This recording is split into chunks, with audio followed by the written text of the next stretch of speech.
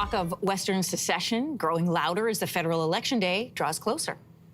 A vote for Carney could be a vote that triggers Western secession. Well, that was former leader of the Reform Party, Preston Manning. In a recent op-ed to the Globe and Mail, he says voters in the West are tired of Ottawa not addressing key concerns and that another Liberal government would lead to a breakup of Canada. This follows a recent poll which found 30% of Albertans and 33% of those in Saskatchewan would vote for independence if given the chance.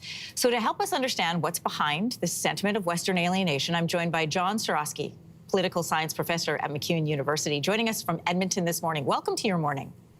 Hi, Anne-Marie. Nice to be here. Nice to have you with us here. Listen, when we talk about Western alienation, we're going to use Preston Manning's definition, which is primarily the provinces of Alberta and Saskatchewan, and on some issues, Manitoba.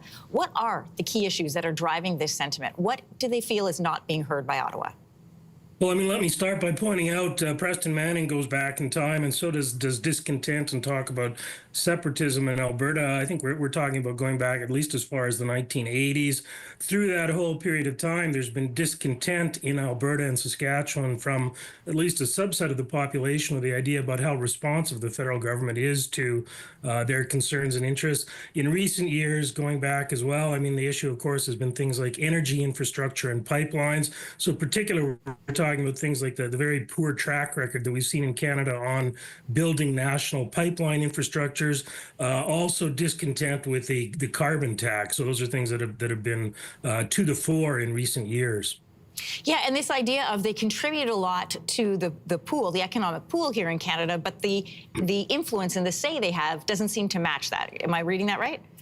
I think that's correct. I mean, there's always the argument that, of course, the two provinces make up about 18% of the Canadian population. So, you know, it's reasonable to suggest you're often not going to get your way, given that we're in a democracy. I think one of the things that you see that fuels, you know, the significant emotional attachment and discontent to these ideas in Alberta and Saskatchewan is the idea that often things that I think we perceive later on are in the national interest are rejected by Ottawa. So the perception goes based on other interests. So, you know, Quebec interests, for example. And in particular, if you think about things like the national pipelines, the Mark Carney government has met with the premiers and, you know, promised to push forward on a national infrastructure network.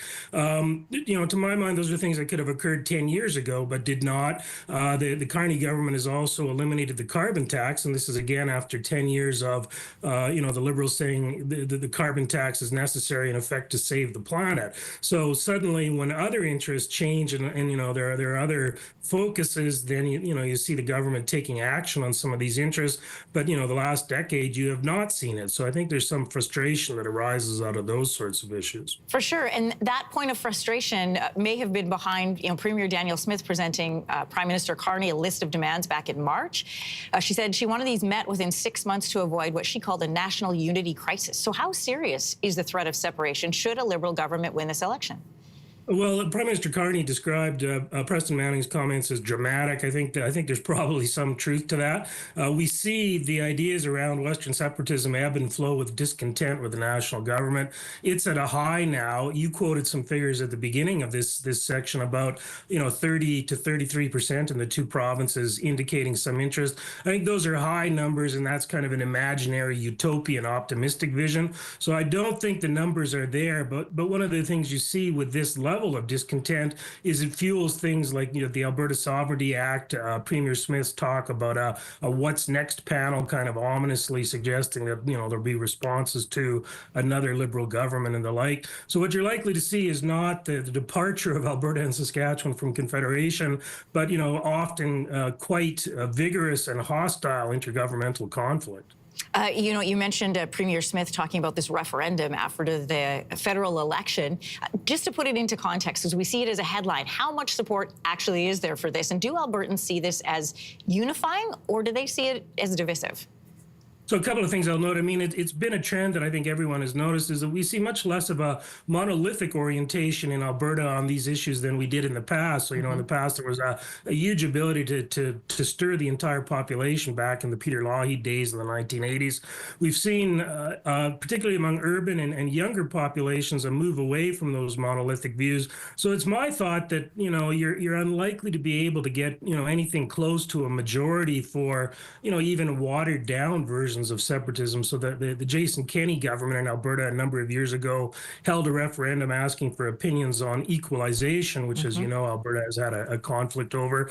The turnout was only 38%, and the vote against equalization in the province.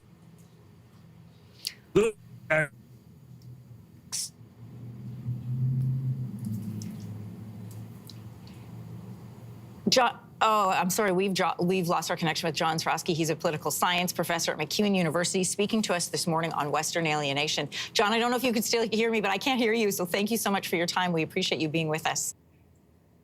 If you like that video, make sure to subscribe to the Your Morning YouTube feed, where you can find all kinds of new content posted every weekday morning.